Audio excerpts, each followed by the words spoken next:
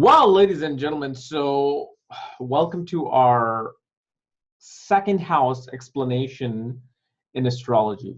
And what does second house stands for in your birth chart?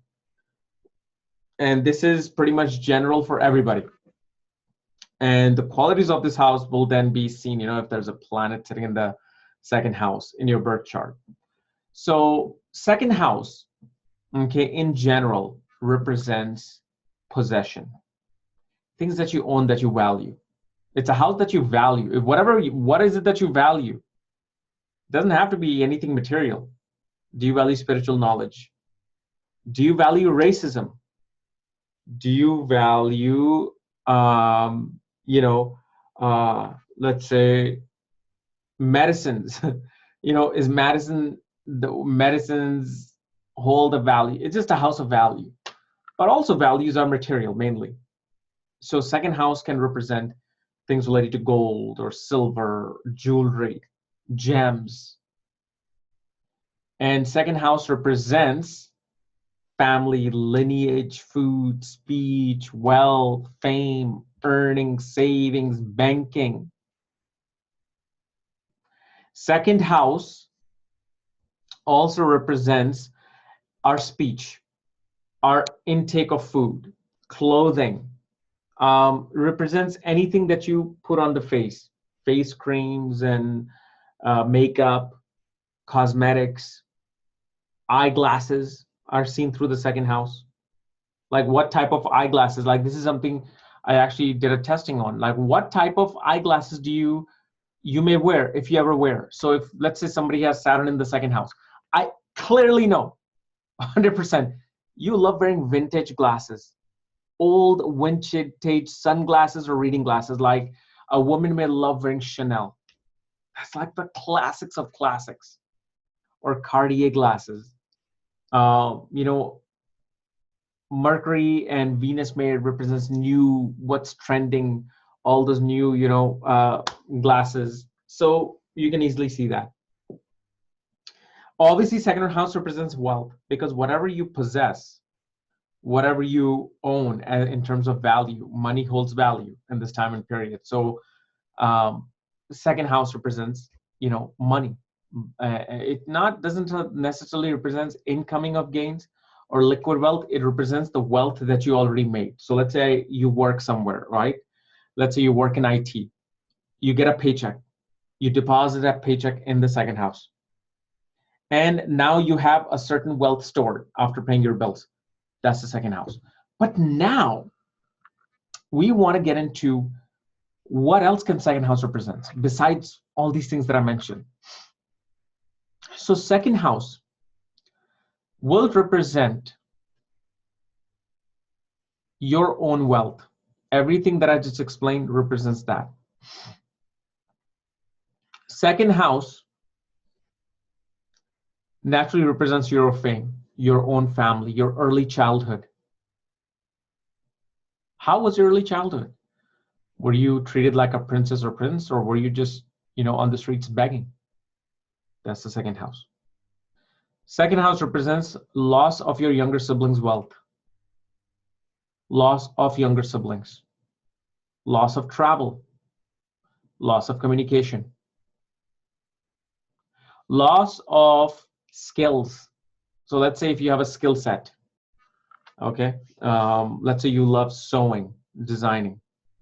Second house represents loss of that skill. So let's say, somebody may have arthritis in their hand and they can no longer design something. They can no longer, let's say somebody's a watchmaker, they can no longer design watches or fix watches because their second house will have something to do with that, the loss of that skill. Second house represents gains of your mother, elder siblings of your mother, hopes, wishes, desires of your mother. Represents the type of people your mother interacts with on a professional level. And nowadays it's very common. My mother is now 71.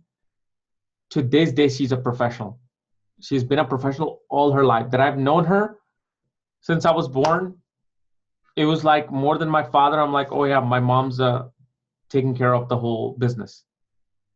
So, even my mom, being born in the 40s, is still a very, very modern workaholic-like person. Then second house represents the career of your children, reputation, fame of your children, bosses of your children.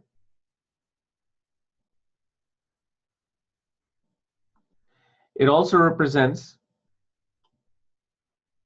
the karma related to learning, especially ancient knowledge, spiritual knowledge.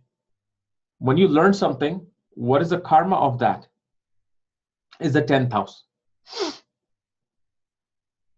Then it also represents luck of your aunts and uncles, religious beliefs of your aunts and uncles, especially from a maternal side.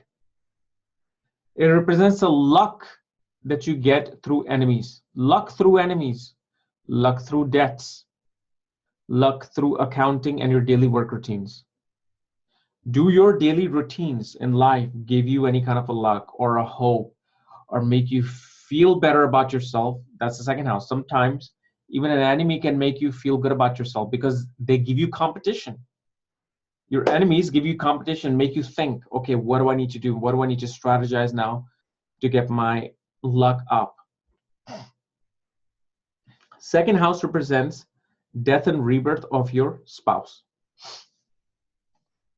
Second house represents joint assets of your own spouse. That means your wealth. Second house represents your spouse's psychological belief, psychological makeup. Represents the timing of your spouse's surgery. So if any surgery happens, second house will show that. Second house also represents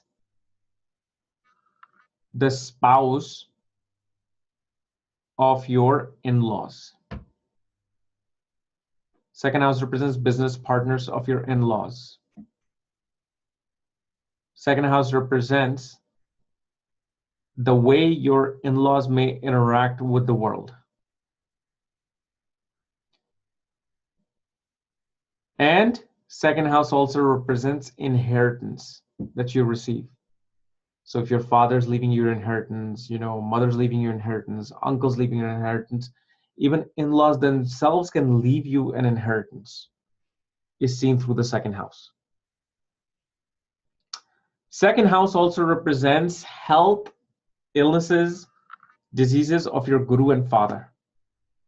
The type of illnesses, diseases your father may have, your gurus may have.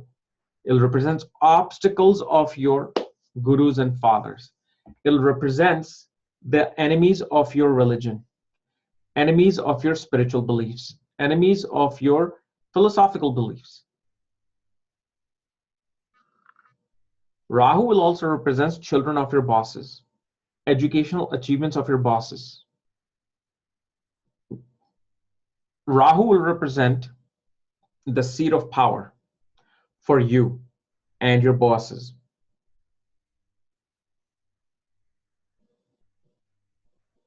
Rahu will also represent the home of your elder sibling, the home of your professional network circles, happiness of your elder sibling, comforts of your elder sibling, relationship of your elder sibling with their mother, meaning your own mother. Second house also represents the efforts of your paternal grandmother. Second house also represents the younger siblings of your paternal grandmother, not maternal, paternal grandmother. And this is where I forgot to say is that seventh house will represent the death and rebirth or ups and downs of your maternal grandmother. It represents the writing and communication style of your paternal grandmother.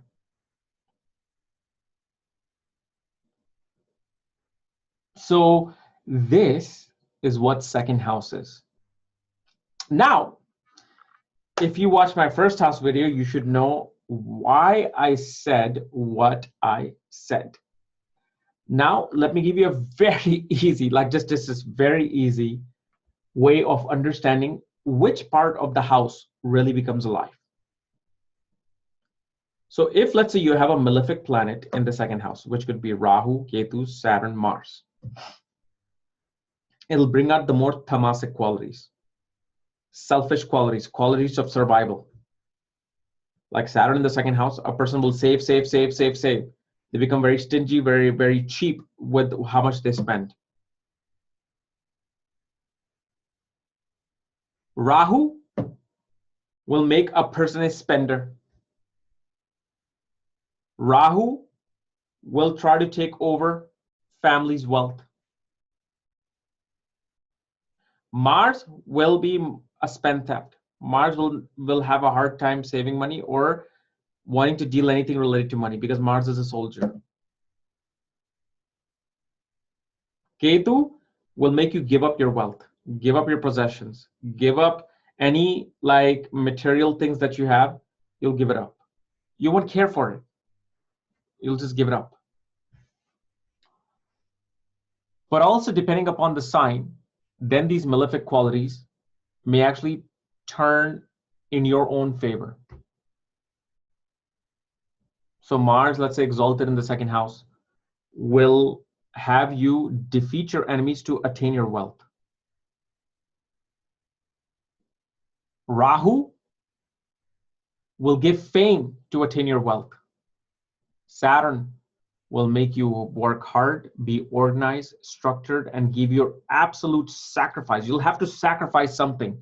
When Saturn is in the second house, you will have to sacrifice something to attain your wealth. Whether it's sacrificing someone's life or sacrificing some possession, sacrificing some relationship.